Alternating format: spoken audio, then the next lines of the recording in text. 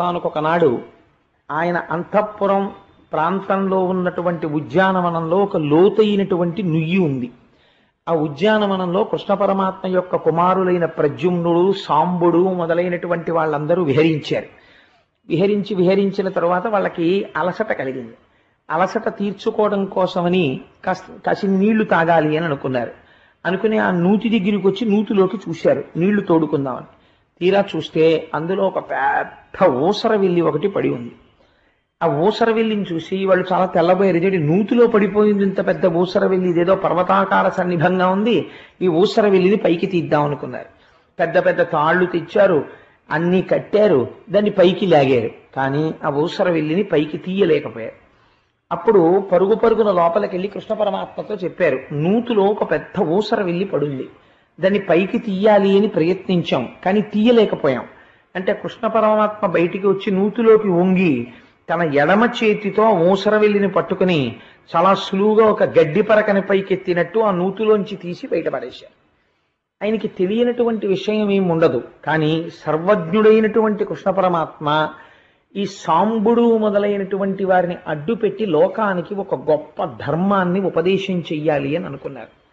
అనుకుని ఆ ఊసర వెల్లిని అడిగారు, నువ్వు ఎందుకు ఇంత పెద్ద ఊసర వెల్లి స్వరూపాన్ని పొందావు? ఊసర వెల్లి అంటే రంగులు మార్చేది, అది రంగులు మారుస్తుంది. దేని మీద ఉంటే ఆ రంగు పొందుతుంది. అది ఓ చెట్టు మీద ఉంటే ఆకుపచ్చగా వెళ్ళిపోతుంది, ఓ ఎండుటాకుల్లో పడిపోతే ఎండుటాకుల రంగులోకి వెళ్ళిపోతుంది. రంగు మార్చగలిగిన దాన్ని ఊసరవిల్లి అంటారు. తొండ ముదిరి ఊసరవిల్లి అయిందిరా అంటుంటారు మన వాళ్ళు. అందుకని నీకు ఎందువల్ల ఈ ఊసరవిల్లి జన్మ వచ్చింది అని అడిగారు. అడిగితే ఆయన నమస్కారం చేశాం. ఊసరవిల్లి అంది, ఏ ఇక్ష్వాకుతనూజుడన్ రుగుడునా నేపారు భూపాలుడన్ దీనవ్రాతమునర్ధిబ్రోచుచు ధరిత్రీ నాయకుల్ కొల్చి సమ్మానింపన్ చతురంత భూభరణ సామర్థ్యుండనై సంతత శ్రీ నిండారినవాడ ఉల్లసిత కీర్తి స్ఫూర్తి శోభిల్లగన్ అన్నాడు. మహానుభావా, నేను ఇక్ష్వాకు వంశంలో జన్మించినటువంటి నృగమహారాజుని, రామచంద్రమూర్తి యొక్క వంశంలో జన్మించారు. ఇదే కథని కించిత్ మార్పుతో రామాయణంలో ఉత్తరాఖండలో కూడా ఉంది. ఇది ఈ నృగమహారాజు గారు రాజ్య పరిపాలన చేస్తున్నటువంటి రోజులలో పరమధర్మాత్ముడు. ఆయన చెయ్యనటువంటి పుణ్యకార్యం లేదు. ఆయన ఒకచో భాగవతంలో చెప్పుకున్నాడు, ఆయన నా గురించి నేను చెప్పుకుంటే ఆత్మహత్య చేసుకున్నటువంటి పాపం వస్తుంది, కాబట్టి నేను చెప్పుకోకూడదు. కానీ కృష్ణ, ఈ భూమి మీద రేణువులు లెక్క పెట్టవచ్చేమో కానీ నేను చేసినటువంటి దానాలు లెక్క పెట్టలేరు. అన్ని దానాలు చేశాను. గోదానం, హిరణ్యదానం, పుస్తక దానం, నువ్వుల దానం దగ్గర నుంచి నేను చెయ్యని దానాలు లేవు. అన్ని దానాలు చేశాను.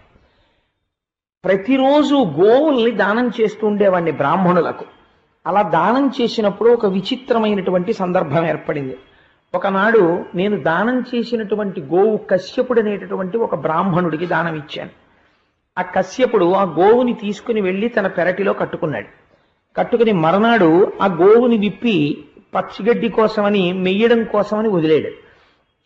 ఆ గోవు తప్పించుకుని అది అలవాటు ప్రకారం పూర్వం ఎక్కడుండేదో అక్కడికి ఆ నృగమహారాజు గారి దగ్గర ఉన్నటువంటి ఆలమందలోకి మళ్ళీ వెళ్ళిపోయింది. వెళ్ళిపోతే రాజు తాను దానం ఇచ్చేసినటువంటి గోవు తిరిగి మళ్ళీ వచ్చి తన మందలో కలిసిపోయింది అన్న విషయాన్ని గుర్తించలేకపోయాడు. గుర్తించలేక అదే ఆవుని వేరొక బ్రాహ్మణుడికి దానం చేశాడు. వేరొక బ్రాహ్మణుడు ఈ ఆవుని తోలుకుని వెళ్ళిపోతున్నాడు. వెళ్ళిపోతుంటే ఉన్న ఒకే ఒక్క జీవనాధారమై ఉన్నది ఆ ఆవు కశ్యపుడికి. ఇప్పుడు ఈ ఆవు కనపట్టలేదు. ఆ ఆవు కోసమని వెతుకుతున్నాడు. వేరొక బ్రాహ్మణుడు తీసుకెడుతున్నాడు దాన్ని. ఈ బ్రాహ్మణుడిని వచ్చి అడిగాడు, అది నా ఆవు, నాకు నృగమహారాజు గారు దానం చేశాడు దాన్ని. ఈ బ్రాహ్మణుడు అన్నాడు, నేను ఇప్పుడే దానం పుచ్చుకున్నాను ఈ గోవుని, నువ్వు ఎప్పుడో పుచ్చుకున్నానంటున్నావు, నేను ఇప్పుడు పుచ్చుకున్నాను, నేనేం చౌర్యం చేసిన వాడిని కాదు, నేను ఇప్పుడు రాజు దగ్గర దానం పుచ్చుకుని ఈ గోవుని తీసుకెడుతున్నాను అన్నాడు. లేదు, ఈ గోవు నాదన్నాడు కశ్యపుడు. కాదు, ఈ గోవు నాదన్నాడు యువతల బ్రాహ్మణుడు. వాళ్ళిద్దరి మధ్య పెద్ద రచ్చ బయలుదేరింది. ఇద్దరూ కలిసి నృగమహారాజు గారి దగ్గరికి వెళ్ళారు. వెళ్ళి, అయ్యా, ఈ గోవుని నాకు పూర్వం నువ్వు దానం ఇచ్చావు, అదే ఆవు నీ మందలో కలిసిపోయింది, నువ్వు మళ్ళీ ఈ ఆవుని వేరొక బ్రాహ్మణుడికి దానం ఇచ్చావు, కాబట్టి నా ఆవుని నాకు ఇప్పించు అని మొదటి బ్రాహ్మణుడు అన్నాడు. అంటే నృగమహారాజు గారు అన్నారు రెండవ బ్రాహ్మణుడితో, నా వల్ల పొరపాటు జరిగింది, మీకు దానం ఇచ్చిన గోవు నేను హితపూర్వం ఆ బ్రాహ్మణుడికి దానం ఇచ్చేసిన గోవు, కాబట్టి ఆ గోవుని ఇచ్చేసినట్లయితే నేను తిరిగి ఆ బ్రాహ్మణుడికి ఇచ్చేస్తాను అన్నాడు. ఆయన అన్నాడు, నాకు ఈ ఆవే కావాలి, నేను ఇవ్వనన్నాడు. అంటే రాజుగారు అన్నారు, నీకు 1,00,000 గోవులు ఇస్తాను, ఈ గోవుని విడిచిపెట్టు అన్నారు. 1,00,000 గోవులు కాదు కదా, నువ్వు ఎన్ని గోవులు ఇచ్చినా నాకు ఈ గోవే కావాలన్నా గోవును పట్టుకుని ఆయన వెళ్ళిపోయాడు. కశ్యపుడు వంక చూసి రాజన్నాడు, నీకు నా రాజ్యంలో భాగం ఇమ్మంటావా, లేకపోతే ఎన్ని వేల గోవులు కావాలి చెప్పు, నేను అన్ని గోవులు ఇస్తాను, నీకేం కావాలి చెప్పు, అవన్నీ ఇస్తాను, తీసుకెళ్ళి అన్నాడు. కశ్యపుడు అన్నాడు, నేను అడిగిన గోవుని నువ్వు ఇవ్వలేకపోయావు, నాకు దానం చేసిన గోవుని వేరొకరికి దానం చేశావు, గొప్ప దానం చేశావులే, ఇంకా నువ్వు నాకు ఇవ్వవలసింది ఏం లేదని కశ్యపుడు వెళ్ళిపోయాడు. కొంతకాలం అయిపోయింది, రాజు దాన ధర్మాలు చేస్తూనే ఉన్నాడు. కొంతకాలం అయిపోయిన తరువాత కాలమునందు ఎవరి శరీరమైనా పడిపోవడం అనేటటువంటిది చాలా సహజం కాబట్టి నృగమహారాజు గారి యొక్క శరీరము కూడా పతనం అయిపోయింది. పతనం అయిపోయిన తర్వాత ఈయన్ని స్వర్గలోకానికి తీసుకువెళ్ళబోతున్నారు. అప్పుడు దూతలు అన్నారు, వీరు అనుభవించవలసినటువంటి చిన్న పాప ఫలితం ఒకటి ఉంది, ఆ పాప ఫలితము పూర్తి అయిపోయాక స్వర్గలోకానికి తీసుకెడతాం, అందుకని మీరు ఆ పాప ఫలితం పూర్తి అయిపోయే వరకు ఒక పెద్ద ఓసరి విల్లి అయి నూతిలో పడి ఉండండి అన్నారు. ఏ పాపం చేశాను అన్నాడు నృగమహారాజు. ఒక బ్రాహ్మణుడికి దానం ఇచ్చిన గోవుని వేరొక బ్రాహ్మణుడికి దానం ఇచ్చావు, కాబట్టి ఓసర విల్లివై పడుండు. ఈ మాటలు ఎవరు చెప్పారు? నృగమహారాజు కృష్ణ పరమాత్మకి చెప్పారు. కృష్ణ పరమాత్మ యొక్క చేతి స్పర్శ తగిలినటువంటి కారణం చేత ఆ ఊసర వెళ్ళి తాను చేసిన పాపాన్ని పోగొట్టుకుని ఊర్ధ్వలోకముల నుంచి వచ్చినటువంటి రథమునెక్కి ఆయన నృగమహారాజు గారు ఊర్ధ్వలోకాలకు వెళ్ళిపోయారు. ఇప్పుడు కృష్ణ పరమాత్మ అన్నారు, ఒక చిత్రమైన మాట అన్నారు. బ్రాహ్మణులకు చెందినటువంటి ధనాన్ని తెలిసి కాని తెలియక కాని ఎవరైనా అపహరిస్తే, అలా అపహరించినటువంటి కారణం చేత ఆ బ్రాహ్మణుడి కంటి వెంట నీటి బిందువు కింద పడితే అది ఎన్ని భూరేణువులను తాకుతుందో అన్ని కోట్ల జన్మలు వాడు రౌరవాది నరకములను అనుభవిస్తాడు, కుంభీపాత నరకంలో పారేస్తామండి. అంత దుష్కృత్యము సామాన్యమైనది కాదు. నా భక్తుడుగా ఉండాలనుకున్నవాడు బ్రాహ్మణ ద్రవ్యమును కాజేయడానికి వీలు లేదు. ఎవడు బ్రాహ్మణ ద్రవ్యం మీద ఆశ పెట్టుకుంటాడో వాణ్ణి ఎప్పటికీ నా భక్తుడిగా నేను దరి చేరనివ్వను. బ్రాహ్మణుల పట్ల నాకున్న భక్తి అటువంటిది. కాబట్టి ఎంతటి నృగమహారాజైనా పొరపాటు చేశాడు. ఒక బ్రాహ్మణుడికి దానం ఇచ్చిన గోవుని వేరొక బ్రాహ్మణుడికి దానం ఇచ్చాడు.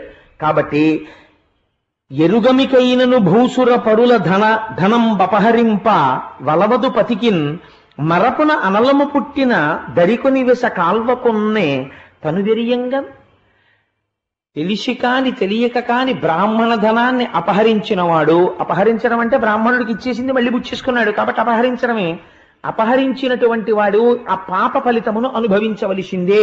కాబట్టి నృగమహారాజు అనుభవించాడు. ఊసరవిల్లి అయి నూతిలో పడున్నాడు. ఇంతకాలం తెలిసి ముట్టుకున్నాడో తెలియక ముట్టుకున్నాడో అగ్నిహోత్రాన్ని ముట్టుకున్నాడు. కాలుతుందా కాల్దా చెయ్యి, కాలి తీరుతుంది. తెలిసి చేశాడా తెలియక చేశాడా నృగమహారాజు, అది అనవసరం. అధర్మం జరిగిందా లేదా, కాబట్టి ఆ పాప ఫలితం అనుభవించవలసిందే. సాధారణంగా ఈ వృత్తాంతాన్ని కృష్ణ భగవానుడు చెప్పినటువంటి విషయం వరకు అందరూ అంగీకరిస్తారు. కానీ మీ మనస్సులోకి నేను పరకాయ ప్రవేశం చెయ్యగలను. మీ మనస్సులో నృగమహారాజు గారి పట్ల ఒక చిన్న బాధ ఒకటి ఉండిపోయింది ఇది విన్న తర్వాత.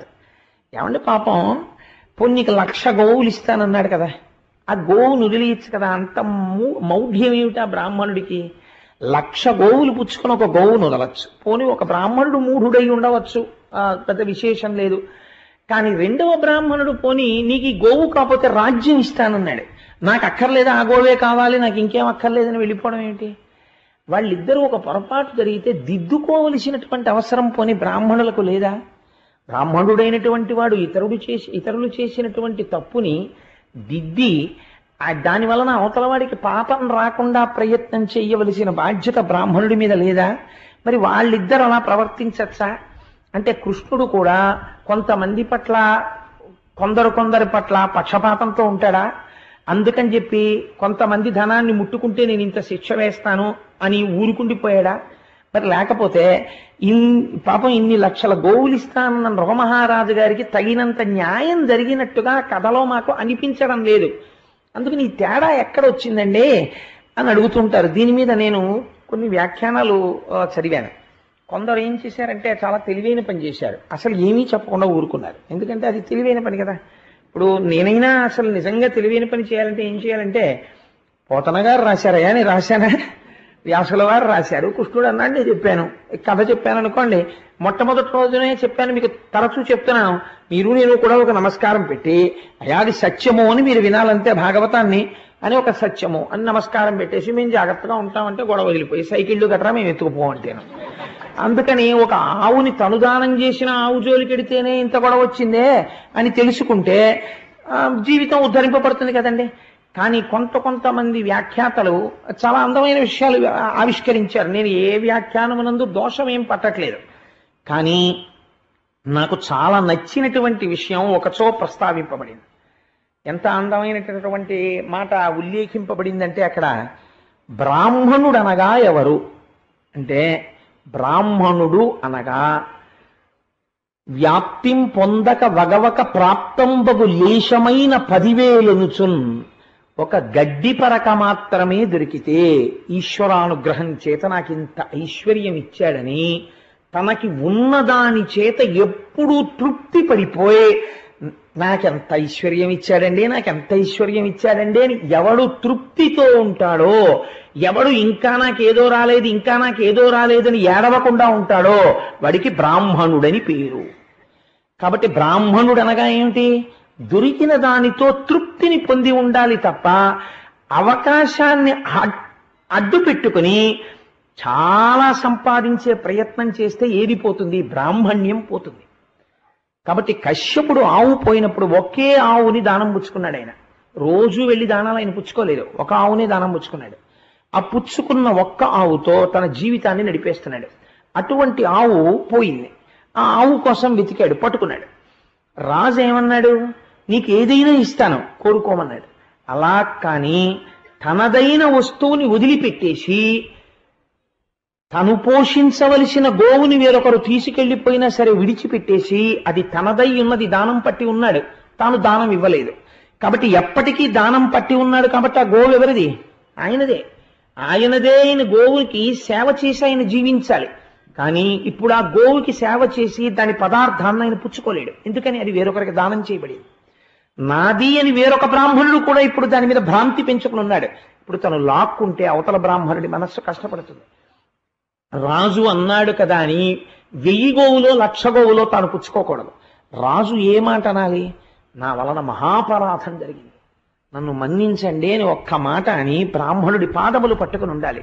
కానీ అవతల వారి యందు ఉన్నటువంటి తృప్తిని గమనించలేకపోయాడు. గమనించలేక నీకు 1000 గోవులు ఇస్తాను, 1,00,000 గోవులు ఇస్తానని బేరం పెట్టాడు. నాకు అక్కర్లేదని వెళ్ళిపోయారు ఇద్దరు. వాళ్ళు ఏం మిగిల్చుకున్నారు? వాళ్ళ బ్రాహ్మణ్యాన్ని వాళ్ళు మిగిల్చుకున్నారు. బ్రాహ్మణ్యము అన్నది అపారమైన తృప్తితో పొందవలసినటువంటి లక్షణము. అంతేకాని బ్రాహ్మణ్యము అనేటటువంటిది కేవలముగా బాహ్యమునందుండేటటువంటి కొన్ని లక్షణముల చేత అన్ని వేళలా బ్రాహ్మణ్యం ఉన్నది అని చెప్పడం కుదురుతుందా అంటే అది కూడా చాలా కష్టం. అప్పుడు ఏమనవలసి ఉంటుందంటే బహుశः భ్రష్ట బ్రాహ్మణ్యము అని అనవలసి ఉంటుందేమో అని నేను అనుకుంటున్నాను. రామకృష్ణ పరమహంస మూర్ఖనారాయణుడు అన్నట్లు. కాబట్టి వాళ్ళు వాళ్ళ బ్రాహ్మణ్యాన్ని నిలబెట్టుకున్నారు. కానీ పొరపాటు మాత్రం ఎవరి వల్ల జరిగిపోయింది? దిద్దరానంత తప్పు ఎక్కడ జరిగింది? దానము చేసిన గోవు తిరిగి తన మందలో కలవకుండా చూసుకోవడంలో ఏమరపాటు పొందాడు రాజు. కాబట్టి తప్పు ఎవరి ఖాతాలో వేసేశారు అంటే, ధర్మాధర్మ పరిశీలనము చేసేటప్పుడు అక్కడేం పక్షపాతాలు ఉండవు. స్త్రీ పురుష పండిత పామర కుల మత వర్ణ వివక్ష లేకుండా ఈశ్వరుడు శిక్ష విధిస్తాడు. అది కృష్ణ పరమాత్మ యొక్క వాక్యం.